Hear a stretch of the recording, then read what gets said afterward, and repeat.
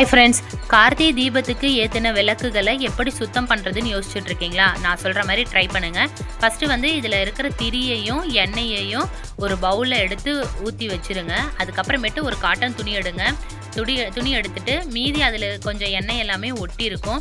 விளக்க ஃபுல்லாகவே தொடச்சி எடுத்துருங்க. மஞ்சள் குங்குமத்தையும் தொடச்சதுக்கப்புறமேட்டு ஒரு டப்பா எடுத்துக்கோங்க. அதில் வந்து பார்த்திங்கன்னா விம்ஜெல்லை ஊற்றிட்டு தண்ணி ஃபுல்லாக பிடிச்சி வச்சுருங்க. இப்போ வந்து ஒரு விளக்காக நான் இதுக்குள்ளே வந்து ஊற வைக்க போகிறேன்.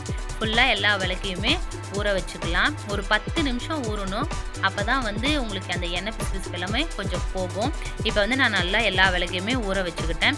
சபினா பார் கொஞ்சமும் விம்ஜெல் கொஞ்சமும் போட்டுட்டு விளக்க வந்து ஒன்றொன்னா தேய்ச்சி எடுத்துக்கலாம். இப்போ வந்து பார்த்தீங்கன்னா ஒரு விளக்கு நல்லா தேய்ச்சி காமிச்சிருக்கேன். இப்போ இதே மாதிரியே எல்லா விளக்கையும் தேய்ச்சி எடுத்துக்கோங்க. அதுக்கப்புறமேட்டு நல்லா கழுவிக்கலாம்.